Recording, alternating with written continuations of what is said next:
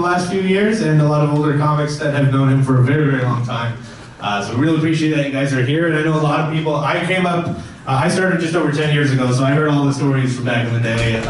So I know there's a million stories out there, and a lot of people that are here today have those stories. So that's why we set up this mic. If anyone wants to come up and say something and share a story of Donnie's. I know even people have come up and shared favorite jokes of Donnie's over the last few weeks as well. So if you want to do that, feel free. But thank you for coming. And let's we'll kick it off with a toast first to Donnie Coy. Just want to raise a glass. We have that. We've got Kahlua and vodka. If you want a Black Russian, we can do that. And I think to kick things off, an old friend of Donnie's is going to come up and say some things, and a legend of his own. Please make some noise to Mr. Kenny Robinson.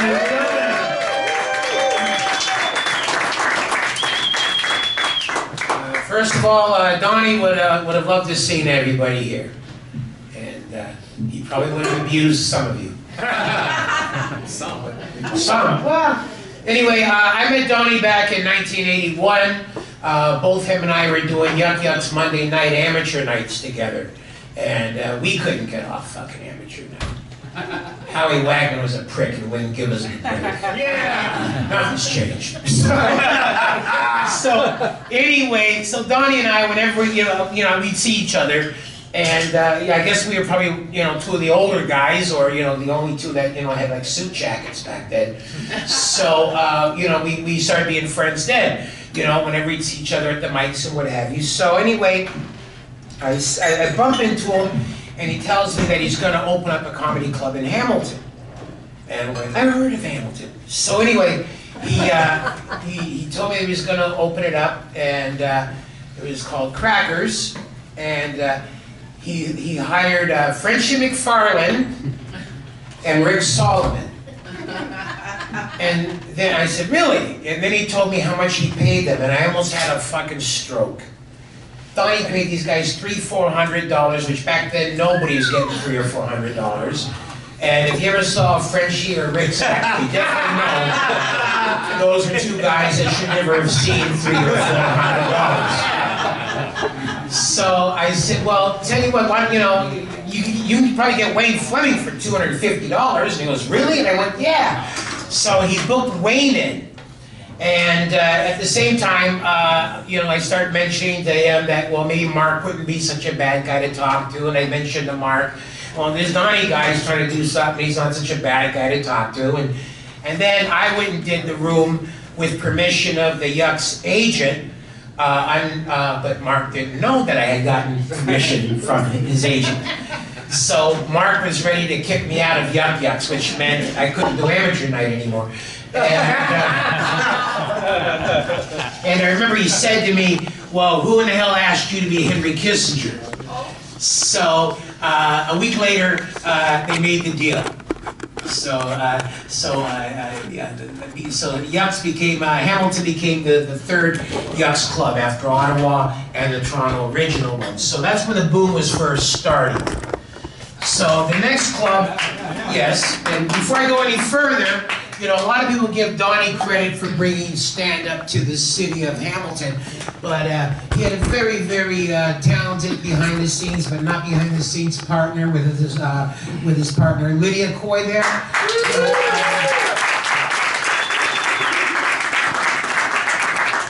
She took care of the heavy side of it. She took care of the business end. Donnie got to have the drinks and the shaking of the hands and the smiling and the good time. She's the one that had to explain why Frank Van Keeken couldn't come back. When there were hecklers, Lydia's secret was to grab him by the baby finger and pull it back and then walk him to the door.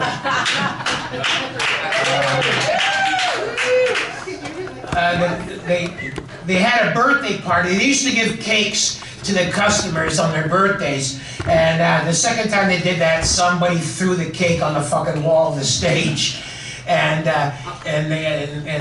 Lydia said, "What are you? Are you an asshole?" And the guy, "Oh, this is a comedy club." So baby finger goes back, and there was no more cakes after that. So then the next thing that happened was they opened up a club in Buffalo, New York.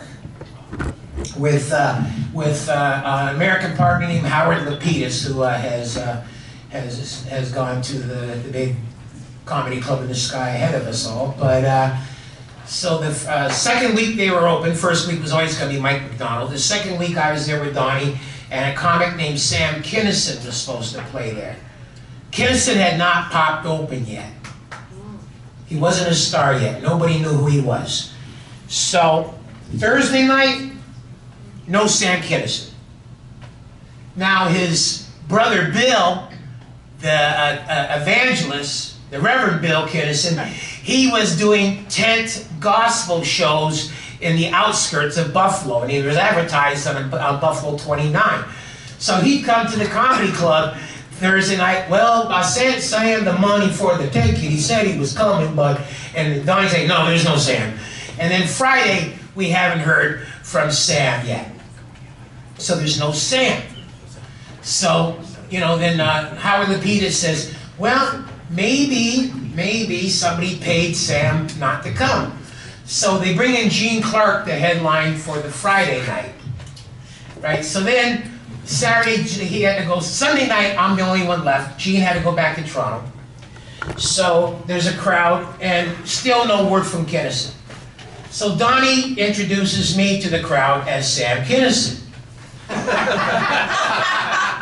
And nobody knew who Kinison was, so I got to do my shit, and then we were out of there. So there was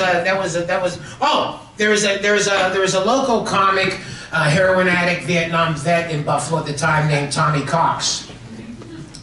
And Tommy had already, after 2 weeks in the club being open, found out that Donnie was an easy touch for $20, $30 where you could buy his Gelatos from. So Donnie and I, at the time, the hotel we stayed at was a Holiday Inn. So Donnie and I are hanging out at the Holiday Inn and, kind of saying, well, have you heard from Sam yet? Is he here yet? Anybody know from Sam yet?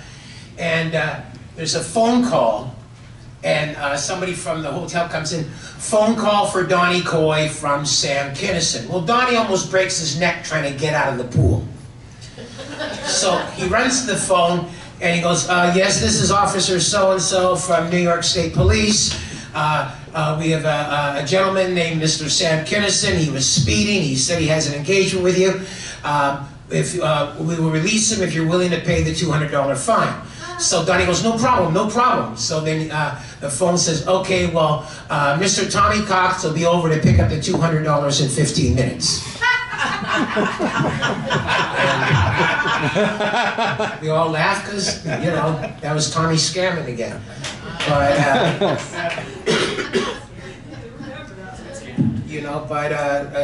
another night we were trying to find a club called Mickey Rat's, which was a very popular bar in Buffalo, and we didn't know where it was. And Donnie had just got this Chrysler New Yorker that could talk. It was one of the first talking cars. Your door is ajar. Your windshield wiper fluid is low. So it was like magic for us. So anyway, we pull up to a corner where these working girls are, and we roll down the window, ask for directions. And I guess Donnie with the big car in the fedora, they see us, and the hookers took off running. They were scared of Donnie Coy and Kenny Robinson in a talking car.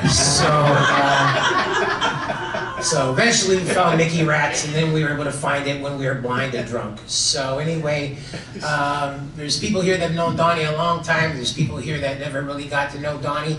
He wasn't the easiest guy in the world to be friends with. And years into the relationship, I learned to write it off as Donnie being Donnie. Because you couldn't explain it to anybody. And you couldn't even explain it to yourself. Why I didn't trust this guy? He's such a fucking asshole. What kind of fucking... And then you go, it's fucking Donnie. It was Donnie being Donnie. And that was the thing, if you knew him long enough, you had to come to love about him. Because you could definitely have to have a conversation with him. You could talk to yourself about him for hours afterwards. And at the end of the conversation, you just got to throw your hands up and go, fucking Donnie being Donnie, So I spoke to him about a week before he passed.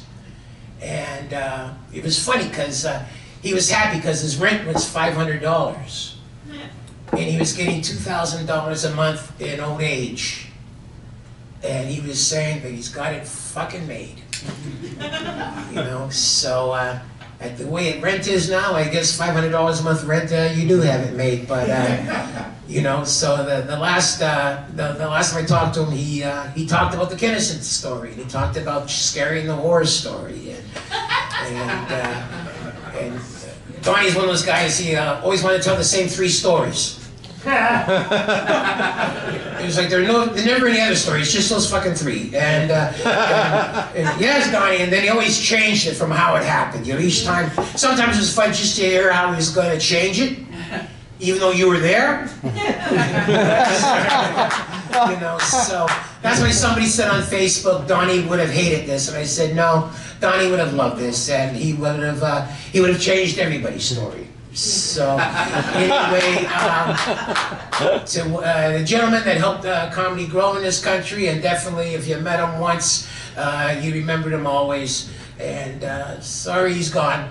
And thanks everybody for gathering.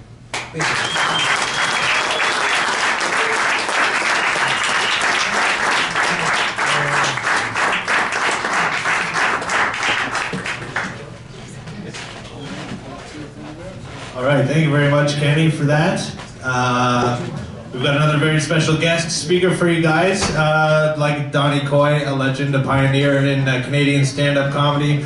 I believe myself and a lot of the comedians, every comedian in this room, would not be here today if it wasn't for this next speaker, the founder of Yuck Yucks and really stand-up comedy in Canada. Let's have a round of applause for Mr. Mark Breslin, ladies and gentlemen.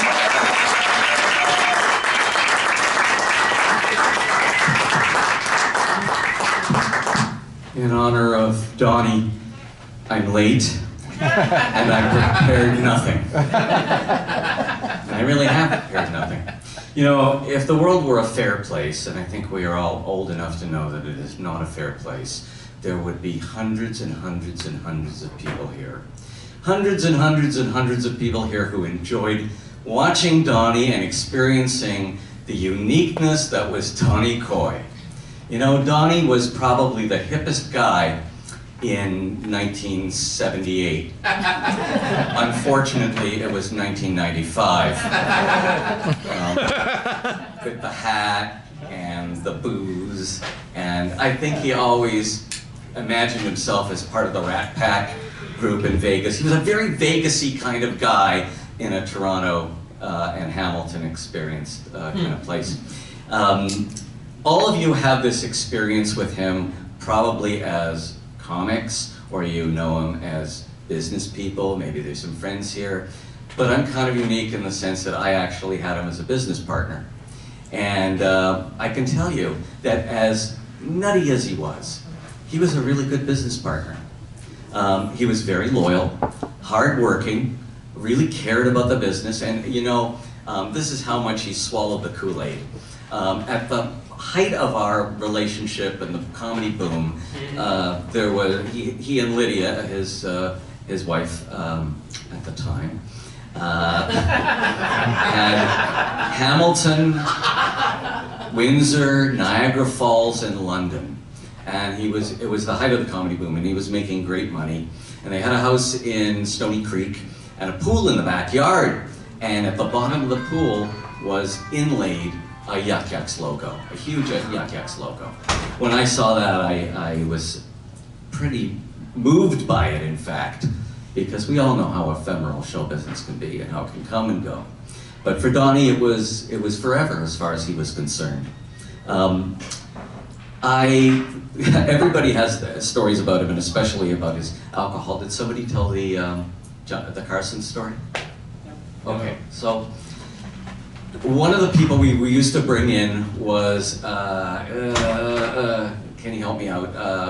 Good times. J.J. Walker. J.J. Walker. We used to bring in J.J. Walker all the time, and J.J. Walker and Donnie became friends. And J.J. got to experience Donnie at his most Donnie, right?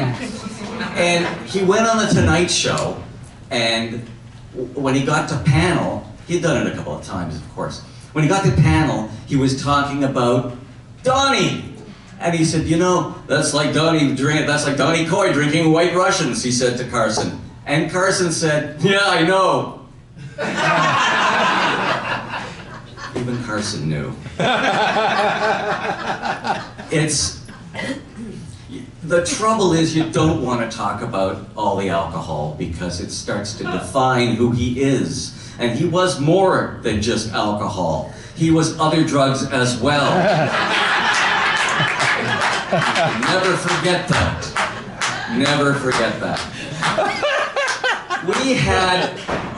We had a company convention in those days, and we would always go somewhere great every year. One year we went to Palm Springs. One year we went to Vegas, and I think Vegas was the first one we went to. So all the franchisees from all the different Yuck-X flew in, and we were all going to have a good time, and we were all going to go over what was going on in the comedy business and see if we could come up with any great ideas. And we had a whole series of meetings planned and everything, but Donnie was there the first day, and nobody went to any meetings because everybody was too busy having fun with Donnie. Now, the thing about that is, what makes that so special is because that's not the way it is anymore. That's not the way it is anymore. Donnie comes from a time when what we do had an outlaw quality to it. And now it's corporate. Now it's completely corporate, and we all make those decisions based on, marketing ideas and demographics and all these things that really have nothing to do with the fun of comedy. Donnie was in it for the fun. I don't think Donnie even cared about the money. Lydia cared about the money. But Donnie really didn't care about the money.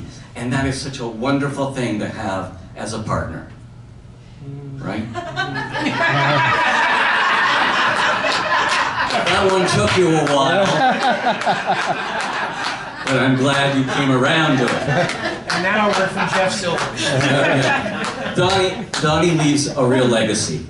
I wish the legacy were bigger. Someday there'll be some kind of Yuck-X documentary, and we'll be able to tell Donnie's story because Donnie will be part of it. We won't be able to interview him, but at least he will be present. But the real legacy that Donnie left was all of us, all the people here in this room. We are all the legacy of Donnie Coy, and we should all get drunk as possible tonight, because that's what Donnie was. Love you, Donnie.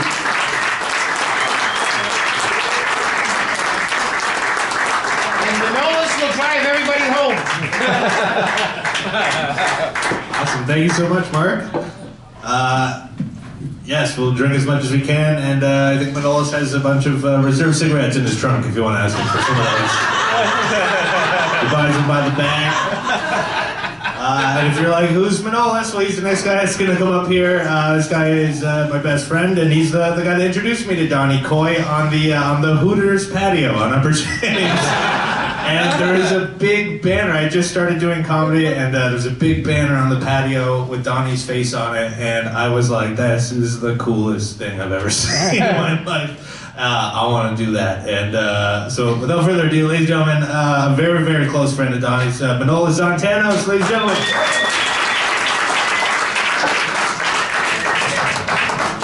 Thank you. Funny enough, before I came up here, I looked at my watch because I'm thinking like, hey, I want to make sure I don't go over time. And I'm like, what am I doing? All right, I'm an idiot.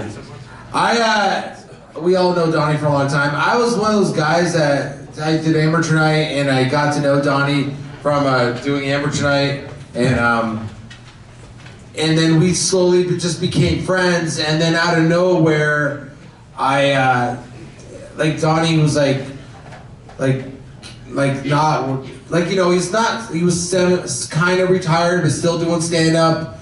He wasn't involved in the clubs anymore, and then he'd always want me to take him to the reserves to get reserve cigarettes, like once a month. And I don't know, I just it's one of those things. If you know Donnie, it's almost impossible to say no to him. Like, you're like, all right, yeah, I'll take you to the reserve, like, let's go. And that was the next 20 years of my life. I just, whatever, I was the guy. I'd pick him up, take him to reserves, I'd take him shopping, and if he needed something, I was just like, and people would be like, why do you do all this stuff for Donnie? I'm like, I don't know. I don't even know why. I couldn't even tell you why I do it, and it's like I knew I just wanted it. I had to do it. I wanted to do it. Like he drove me crazy, but then at the same time I loved him. You know what I mean? And then and just doing I did all these gigs with him back in the day. And this is probably my favorite Donnie story that I ever experienced with Donnie Coy. Where he was running late, so I'm waiting for him. He gets in my car. We're going to. I'm gonna say I think it was Ajax, or I think we're doing Ajax Yucks, okay? So we're going to Ajax Yucks. He gets in my car. It's Friday and there's traffic, and he gets in my car with a red cup. So he's already bringing a traveler with him. Yeah. He's drinking a Black Russian on the way to the gig, which is fine. Like I'm okay with that. And we're like 20 minutes into the drive, and he goes, fuck. He goes, fuck, I gotta pee. And I'm like, okay, what do you want me to do? It's like, do you want me to pull over? Do you want to go to a gas station? So no, we can't. We're gonna be late. And I'm like, I just go like, oh, well, I remember, do you want to pee in this Tim Hortons cup? I go, I had an empty Tim Hortons cup. And he goes, okay, perfect. And he tries to piss in this Tim Hortons cup, but he's older, right? And he can't get the angle. Like he's pinched himself like he can't piss, right? So yeah, he's like, I can't do it. I'm like, so I jokingly, I had this funnel in the back of my car, like on the back seat. Stupid, like why would it be there? Because it was this funnel that had it was in the middle. After the funnel was there was a bend in it, like a bending straw, and then it was solid. So it was like a funnel that was this long for oil. And why was it there? Because I am too cheap to buy an ice scraper, and I was using it to scrape ice off my fucking window. Like, you know what I mean? So I had this funnel / ice scraper in the back seat of my car, and I just jokingly say, hey, do you want to use this? And he goes, perfect. And he proceeds, this blows my fucking mind. So he puts his penis into the funnel, and then bends it and puts the other part into the cup, and then all of a sudden you hear this. All you hear is, it's coming out like a fucking river. That's not the fucked up part. Then all of a sudden, this is my car, and all of a sudden he says, oh fuck, I think the cup tipped. Yeah, so now he's pissing on the floor of my car through a funnel, and then he finishes, he's like, oh, it's all in the cup. I'm like, no, it's not.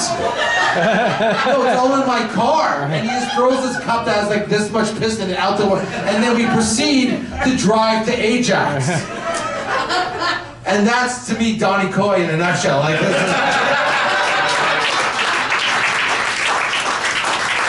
Find another person in the world that would do that. Find another person in the world that would any other person in the world, you would kick them out of your car. But no, I went to the gig and came back with him, with my car smelling like piss, Donnie Coy piss, which is mostly vodka. Mostly, yeah. We could have drank it. So he always drove me crazy like that, and then I always felt the need to get back at him for some stupid reason. And Donnie Coy's one of those guys that just, if you try to talk to him, if he asked you a question and then you try to answer him, he would cut you off and give you the answer too. He would just not let you talk. And then one time he's we're doing Mississauga Yucks, and it's we're doing, I think there was still a Sunday night show, I think. It was a Sunday night, I think. And it was the show was at 9 o'clock. It was a 9 o'clock show or something like that. And he goes, what time's the show tomorrow? Because I had to pick him up again. He goes, what time's the show tomorrow? And I go, I'm about to say 8 o'clock. And he goes, not, what does he say? He says 9 o'clock. He goes, 8 o'clock? No, that's what it is. He goes, 8 o'clock? And it was 9 o'clock. I go, yeah, 8 o'clock. But it was really 9 o'clock. So I go, what time do you want to leave?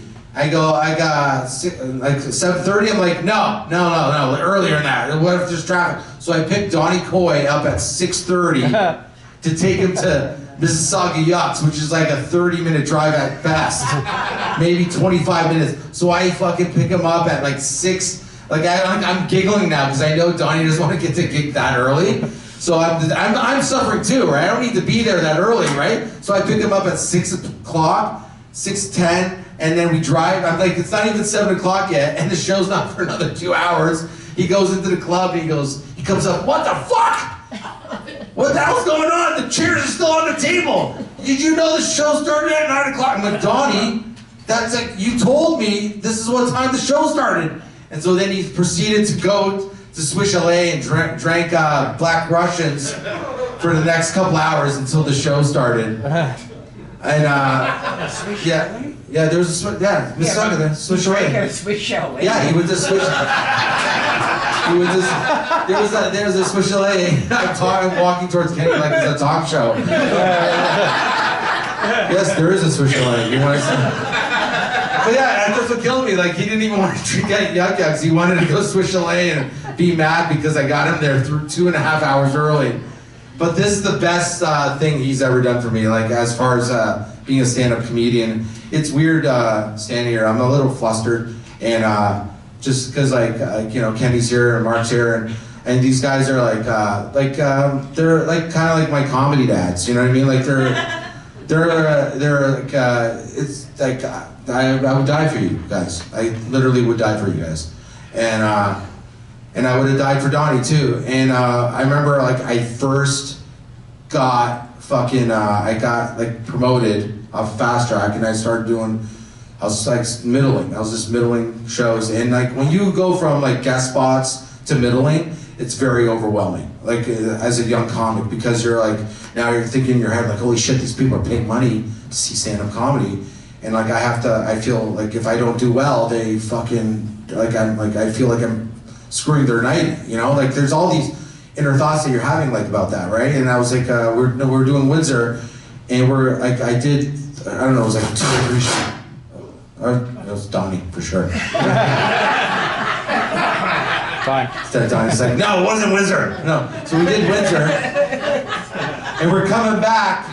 We're coming back from Windsor, and I was having, because he could tell that I was nervous. He was watching the shows, and I think he was emceeing, and he was like, he saw that I was, one show I do good, one show I didn't do good, one show I did good, like I was back and forth.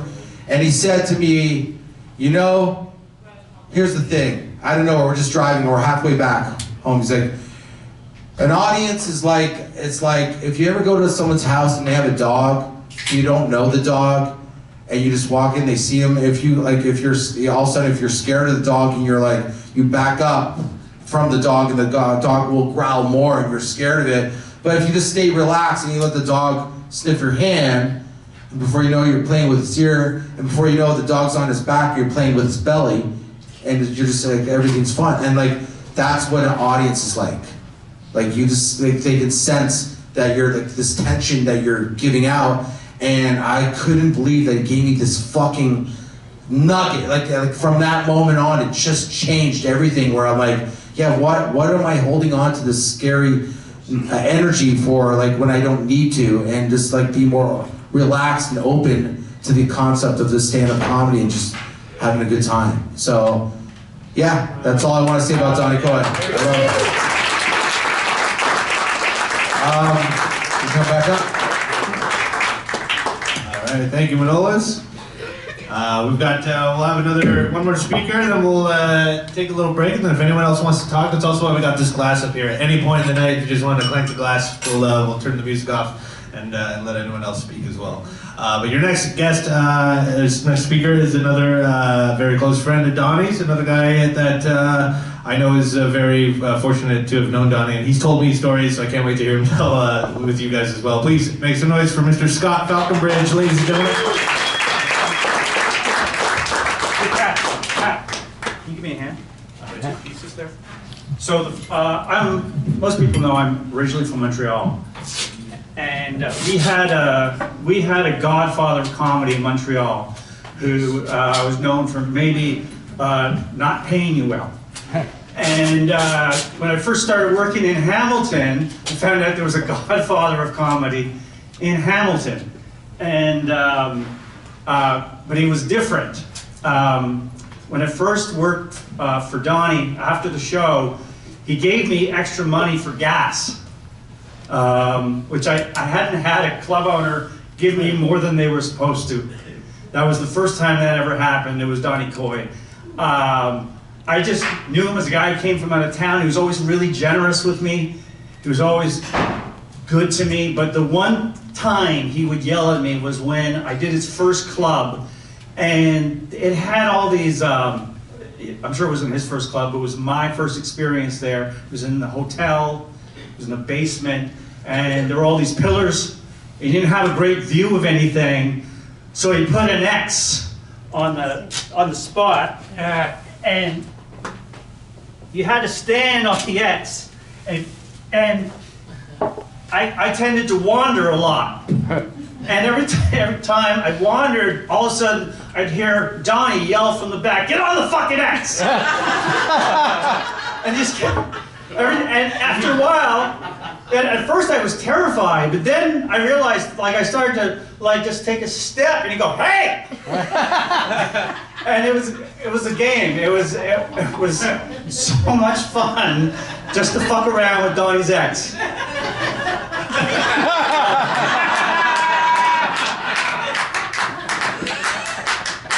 And like that was my experience with Donnie Coy. He was just fun. He seemed to care more about the experience and having fun. And he always told you to keep it tight, but that was just so he could do an extra 20 minutes when you were done. And his rooms were his rooms, and it was my first time learning how to tour a little bit, and I would do all his rooms, and he was really good to me, and I'll miss him. Thanks.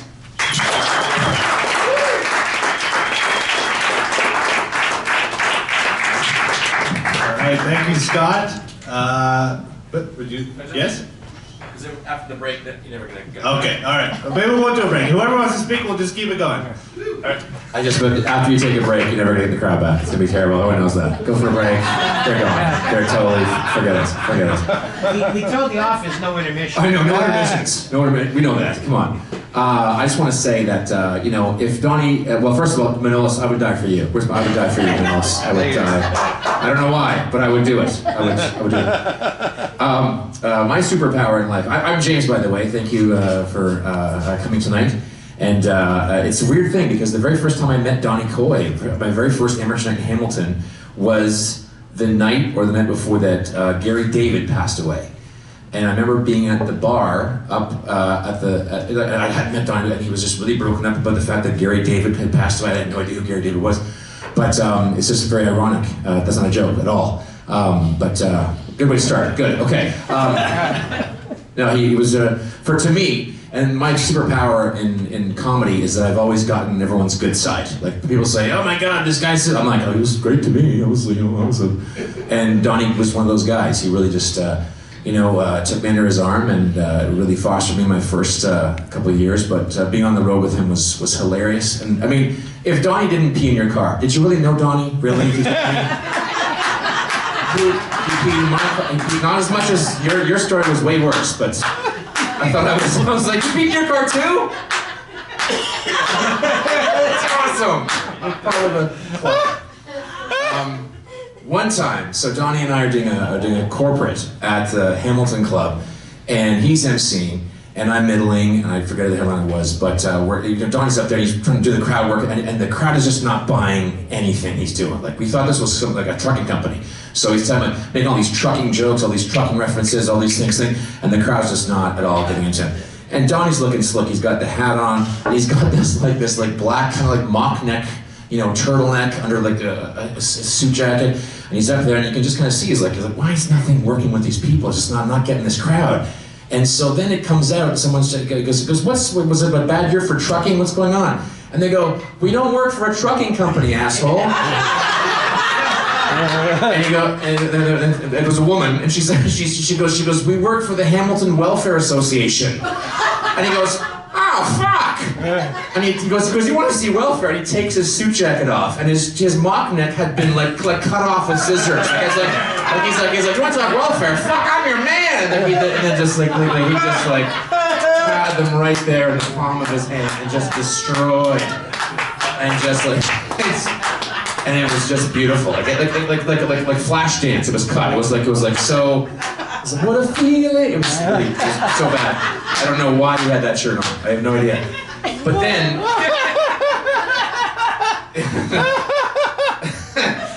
And then we're at the Niagara Falls Yuck Yucks, where I met Mr. Mark Matthews in the house tonight. By the way, Mr. Mark Matthews right there, ladies and gentlemen, Mark Matthews, who, side story, gave me the best advice in comedy, and I've held it to this day. He said, look, I want to do corporate with you. He goes, dude, he goes, one thing, make sure you wear shoes. And I'm like, what the? And he was serious. He was dead serious.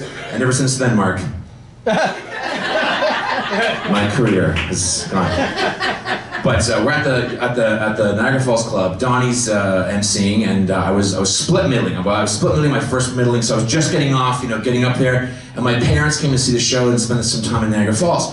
And so Donnie's out there, and he's talking to my parents, like, oh yeah, he was really nice. Like, kid's got talent. He's really good, really good. And like right in front of my parents are still here, and I come on, I'm like, hey Don. And he goes, oh no, he was being complimentary. And then he turns to me, and he goes, you went way too fucking long, don't do this, don't do that, but get me like right in front, like they're right there. Like, this is the same conversation, but it was two different, completely, And then another time, years down the road, we were doing a Christmas corporate. And so I'm driving him back with, I think he peed in my car. And neither here nor there. But driving that Christmas corporate. And I'm like, I wanted to get him a little something nice. So I got him like a little bottle of Crown Royal, like one of the little things for the, hey. I just wanted to say, and I'm in the car beside him. And as, this is before I drop him off. We saw the red lights. I just want to let you know, like, hey, man, Merry Christmas, man. I just want you to know, thank you for all the things you've done for my career. My things like, oh man, you're really one of the great guys. And really like be complimentary. And I'm like, oh, this is great. So then I drop him off at his building. I'm like, okay, Merry Christmas, man. See you thing. And it's like, and I'm driving around. I guess it was like the driveway of the apartment building that he was at. And I start to drive.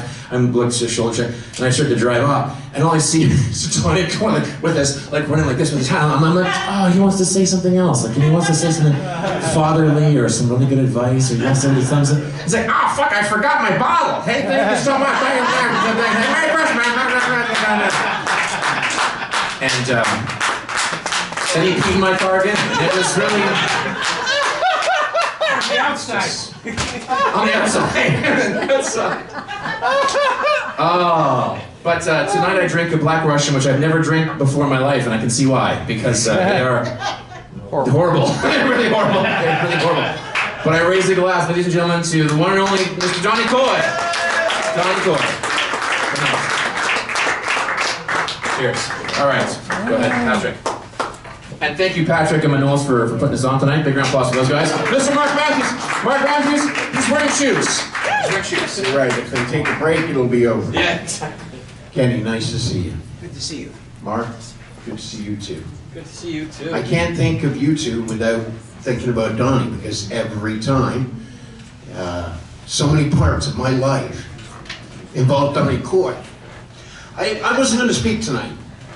I personally myself, I wasn't even going to come tonight. Probably 4 or 5 years ago, Donnie had made a post on Facebook that was just horrible. And the first thought I had was, well, that's Donnie being Donnie. Donnie being Donnie. But as we all know, Donnie being Donnie sometimes could really fucking hurt. But he didn't mean to do it, which sounds like a bullshit excuse. But half the time he really didn't know what a dick he was being. And then he wasn't. Then he was the guy who handed the new comic 20 bucks for gas. He was the guy who, pumped up James Cunningham on his first gig. By the way, this was one of James's first gigs ever, and he was so nervous on the phone asking me, where is it? What time should I be there? Everything else? Is there any other advice you could give me? And I went, wear shoes. Stop asking me fucking questions, just wear shoes. Everything you've heard tonight is true. You could sit there and like comics, oh, a true story. You don't have to say it. As crazy as they are, they're all true. Yes, he had a logo at the bottom of his pool. He dove in head first one day and smacked his head on the bottom of the pool. I dove in to grab him, and when he came up, did he say thank you? No, he said, wow, guess you thought you saw your meal ticket was going away. And he was really pissed when he had to repaint it with the new Mark Breslin's logo, I gotta tell you that. But anyway. I'm not here to shit on Donnie. It's, we all know who he is and what he was like. And somebody I know and love very much said, many of us just saw what he wanted us to believe he was. And he wasn't all that. Yeah, the booze was there, but that did not define him. It's what so many of us remember, and you put it so well, Mark. As an amateur comic, the first time I ever went on stage was in the Funniest Person in Hamilton contest. That was my first time ever on stage. Tony Curlo won it, by the way. He did. And since then, that moniker has sent his career pretty much the same direction as mine. But I went to the club. I'd never been to a comedy club. I knew comedy as what Bill Cosby did on records my dad had. And I walked in the club not knowing what to do, and it was a competition. I was in the back hallway of the old downtown Hamilton club, which was this dark dungeon, and just nervous. We're all just shitting ourselves about to go on. If you all remember your first night, you all remember your first night.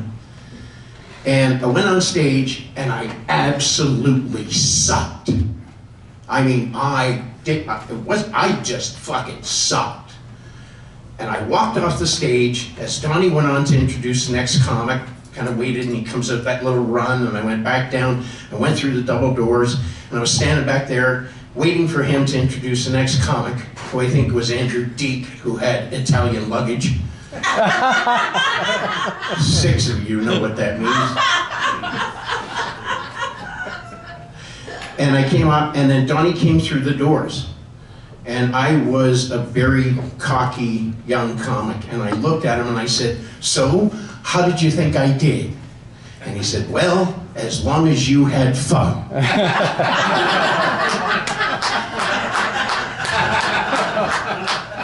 But he said it in a way that in my mind I went, I did. I really enjoyed it. And the next year I did come back and win the competition. But, you know, yeah. And Lydia and Donnie and I got to know each other through that. And I was a cook. And I ended up in the Yuck Yucks Club in Niagara Falls as the cook. And then ended up being the manager and being there for a long time. A lot of people just don't know. They find out now. They go, "How fucking old were you when you were running that place?" I was young. I was little. But Donnie said something in that Facebook post that I just wanted to address. That I had never thanked him or recognized him for what he did for my career. And I would like to correct that. Wouldn't have had one.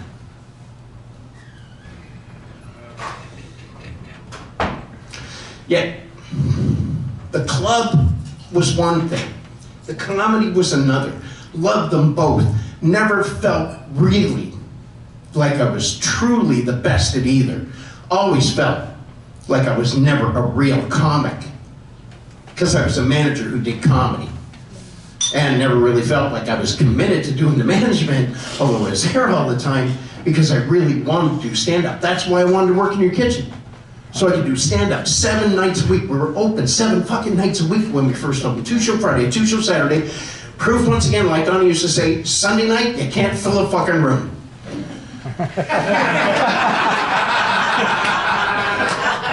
2-for-1s, gold cards, all that didn't fucking work. Sunday nights don't work.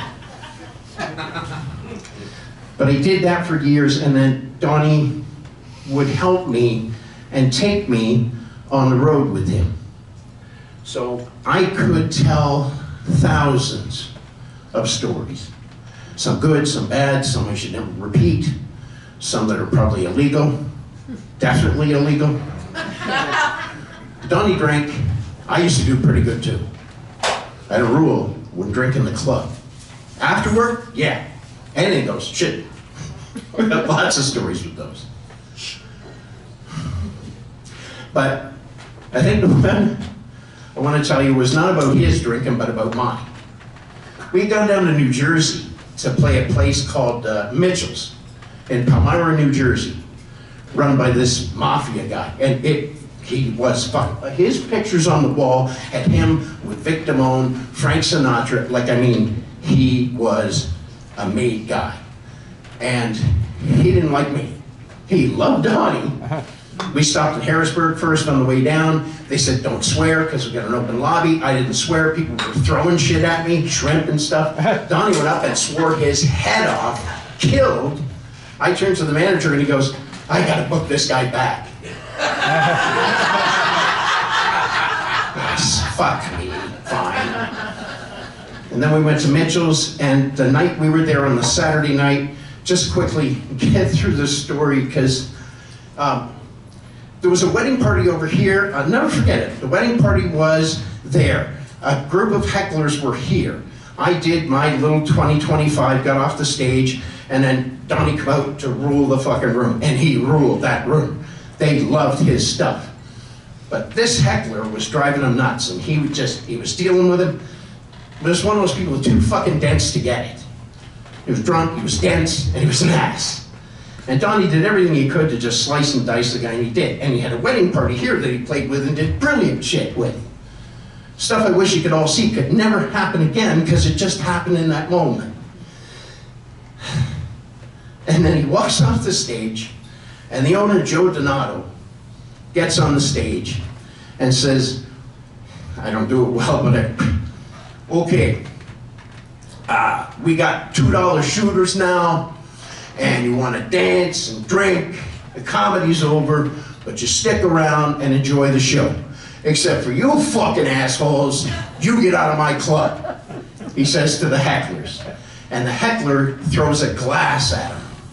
It goes flying past Joe's head, hits the wall, smashes on the wedding party's table, and as I live and breathe, everybody stands up and goes at it.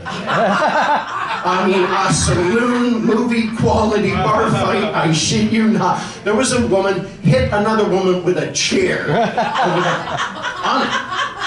I was younger and had been drinking, and okay, fight's on, let's go. I joined in, the bartender and the doorman actually came up behind me, grabbed me, and punched a guy. And then turned around and said, you need to get out of the room. I started to get out of the room, the owner came up, he had a baseball bat. Now Donnie had left the stage and gone down a very long run. It was quite a ways, about this distance, down to the back office. So all he heard were tables and chairs moving around. He couldn't tell there was a fight going on. And then he did get so much noise going and yelling and screaming, he poked his head out the door and saw shit flying and everything else, and this big guy in the hallway, the doorman.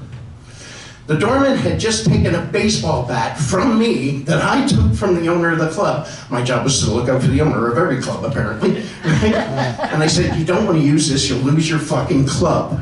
And I handed it to the doorman, and he was walking down the hall, so as Donnie sticks his head out, he sees a big fucker coming with a baseball bat. And a fight going on behind it. And Donnie looks and he goes, whoa, what's going on? And the guy said, we're not gonna need this. And Donnie said to him, why? Are you just gonna kill me with your bare hands?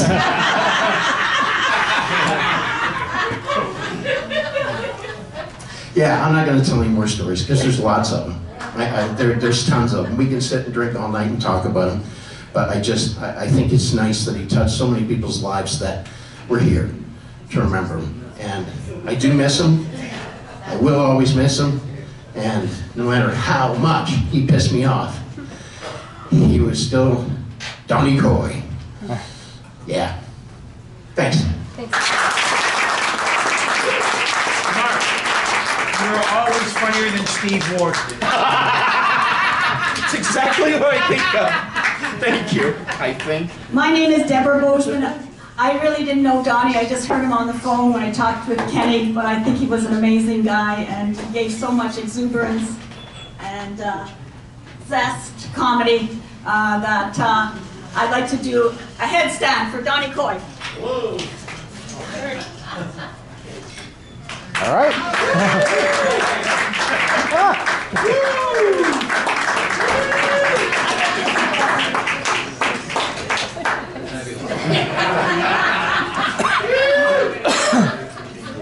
I am now going to stick my head up my ass for Donnie Coy. Oh, sure. I wasn't going to say anything. The Lord works in mysterious ways. I was at the back, and I have a show to do at 8:30 over on Augusta, and I said to my buddies Greg and Christian, who are on the show with me, hey dude, I'm at the back. Let's slide out while people are talking in case anybody asks me to talk. And then Patrick came up and said, you got to go up and say something. So I don't have a lot of great hilarious stories about Donnie. I brought this newspaper article from the Hamilton Spectator from May 1984, when Donnie opened Crackers Comedy. Because I think I was the first of Donnie's, like, sons. Because over the years, Donnie would see some new young guy who was really doing well on stage. That's okay. For the three of you that are listening, I appreciate it. This is like every fucking gig I do. I'm supposed to headline, everybody else does way too much fucking time, and then the audience is leaving. I'm sorry if I swore, but I grew up behind the Center Mall in Hamilton, and if I don't say fuck, people from around here don't know what I'm talking about. Like I say, I was one of Donnie's first sons. Donnie opened Crackers Comedy Club in 1984, above the Granada Restaurant and Chester's Fears of the World. I was in grade 12. I had been doing stand-up comedy at assemblies and Christmas concerts and stuff. I was a paid ventriloquist when I was a little kid, and I wanted to do stand-up. And a buddy of mine in grade 12, I was the president at Delta. You're good. And he gave me a little tiny, back when they had classified ads, tiny classified ad that they were looking for amateur comedians. So I was 18 years old, and I looked like I was 14. And I went up into the bar, up above the Granada Restaurant, where Donnie was sitting with a guy who became my best friend in the world, Doug Crawford. So here's this big, fat, blonde guy sitting there. He was 25, which at that point to me might have been 50. And there's Johnny, and he's smoking, and they're both drinking, and I have to come up with this little piece of paper and go, excuse me, sir, my name is Larry. I phoned you about maybe doing some comedy on your thing tomorrow. And he goes, get a fake ID and we'll see what the fuck we can do. But I went on that Wednesday, and the greatest thing ever was I went on that Wednesday, and Donnie was not a guy who pulled his punches. After I had a good set, he told the impressionist kid that he told could open on the weekend, sorry, you're fucked. The crazy little monkey kid's going on this weekend. And from then on, every weekend, the Coys, God bless them, they let me run the coat check, and they let me take tickets. And I practically got to at least do 5 minutes every weekend. And there, even before they moved to Yucks, there, I got to see Kenny Robinson and Wayne Fleming and Sean Thompson and Alan George and all these guys, because you got to remember, when Donnie opened Crackers, there was one club, there was one Yucks in Toronto, and they were opening another one in Ottawa. There was no such thing as stand-up comedy. So I'm not going to tell you the stories about the Coys drove me home every night and all that stuff, because I quit Yucks in '86. But those were two super important years. Those were my starting out years. And if it wasn't for the Coys letting me come every Wednesday, then when they moved to Yucks, they made me the busboy and the beer guy and the take tickets guy, and I also got to open on all kinds of weekends. And once I got to do a half-hour set because Kenny Robinson was filling in as the host, and Rich Solomon had done 8 minutes of his act, and then Kenny was having a discussion with Rick in the hallway. And Lydia came up the little hallway thing and went like this, you gotta keep going, Larry. And I had to keep going, and I didn't know why, and then I saw her go in the back room, and well, let me say, Kenny was winning, and he was telling Rick how important it is to only do your own material. But I think the important thing about Donnie Coy, I want to say tonight that I said in my Facebook post, is this. In the dinosaur days of comedy in Canada, and in the dinosaur days of comedy in Hamilton, Donnie opened the first club. I have the newspaper here. It wasn't a Yucks, it was Crackers. And it was above Granada Restaurant. And a lot of great guys played there. And I'm telling you something right now. It's all in a chain. And he was a super important link in that chain. And I'm sorry I don't have a good piss in the car story. God bless Donnie Coy, and I'm going to do what he always told me. Give me a Miller Lite, keep my intro short, and don't say fuck so much.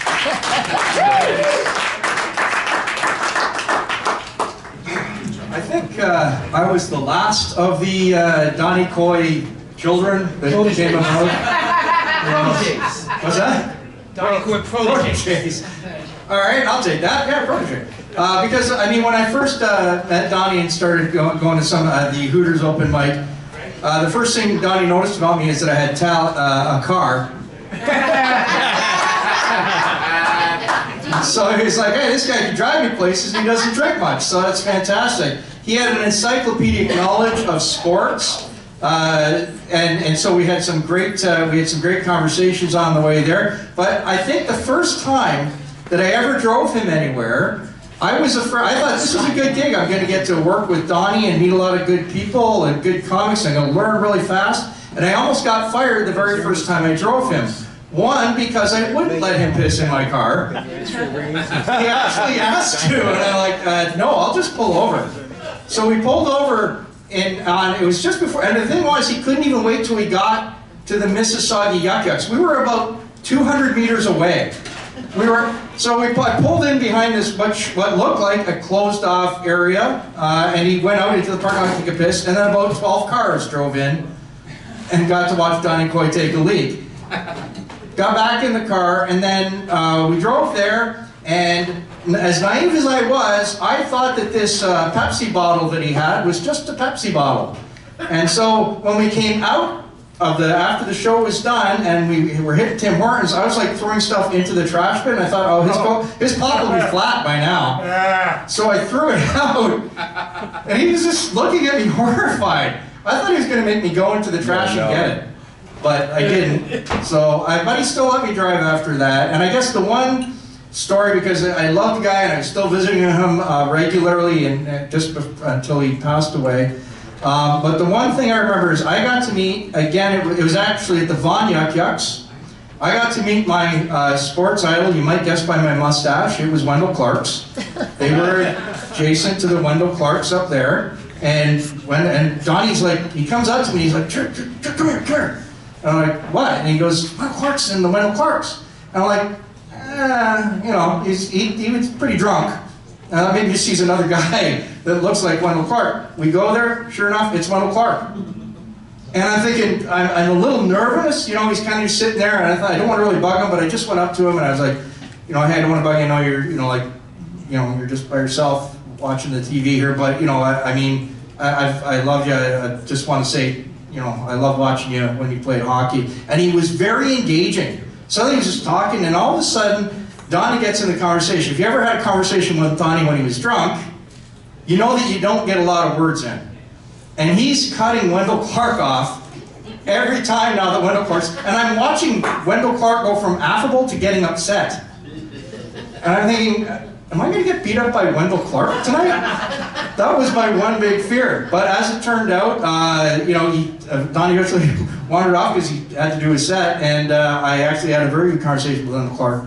But I just want to say that I loved every time I got to go and do comedy with him. I learned every single time something new and got to meet a lot of terrific people. And thank you all for coming here tonight.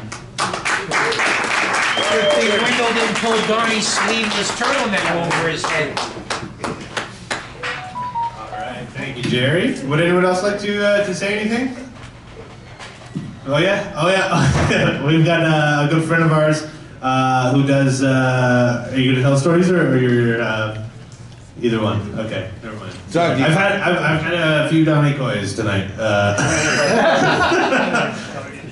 You can do whatever you want. But this guy, absolutely hilarious. Another big fan of Donnie Coy. Please make some noise, Mr. Doug Nagy, ladies and gentlemen. Thanks so much, guys. First time I met Donnie Coy Manolis, Johnny Monroe, and Stan Thompson all gave me a warning. They're like, he's a little salty, he's not going to like you at first, don't worry. It's okay, it happens to everybody. He was emceeing down at the Connaught. I was just starting out, and he goes, this next act is Doug Nagy. It's Hungarian. It's the name of my ex-wife. Fucking bitch, sorry if you're here. He goes, anyway, this asshole's up next. I go on stage and go, Dad, it's so nice to see you again. We miss you sometimes. And then he yelled from the crowd, go fuck yourself. He got on pretty good after that. So I'm just going to do a couple of Donnie Coy's jokes. They're not going to be perfect. This is how I remember them. I'm getting old, folks. I'm getting old. You know how I'm getting old? I was in traffic the other day. Somebody cut me off. I cut them off. You know how it goes. They gave me the finger. I'm like, oh, no. Yeah, sorry. I'll give you 20 bucks. Just forget about it. They keep looking at you. You feel terrible. So then it was my turn. Somebody cuts me off, but I go to give him the finger, and I just shake my fist. Right? It's not good. Don't know what to do. Guess I'm gonna have to open a peach farm. Kids gonna steal my peaches, shake my fist all day. I'm ready. Right? Getting old, your balls start to drop. It's tough, and I know what's coming because it happened to my dad. Every summer he'd always be sitting in the back on the bench. His balls would always be hanging out the one side. You snuck around the corner, you'd see him hanging out with your friends, the veins and shit. Ah, God, it's gross. Wife would always say, Harold, I buy you underwear every year for Christmas, why don't you cut her up? Sorry. So stand up, sits down, goes out the other side. It's disgusting. I wanted to do better, Donnie, I apologize. But yeah, Donnie was a great guy. You know what? I can't imagine doing stand-up without Donnie Coy being as part of the story. I don't know him as long as a lot of you guys did, but he was always a big fan, and he was always very gracious to comedians who were starting out. And everybody who's here tonight loved him, so everybody, Donnie Coy, I miss you. Happy Black Russian tonight. Thank you very much. Thank you.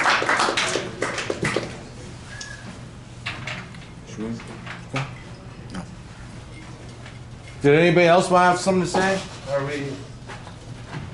Okay. All right. I guess we'll just take a little bit of break, have some drinks. If someone else has something to say, we can do this more. But this is amazing. Thank you for being here. And I love you, Donnie Coy. Thank you very much. I'll talk to you in the car. Thank you.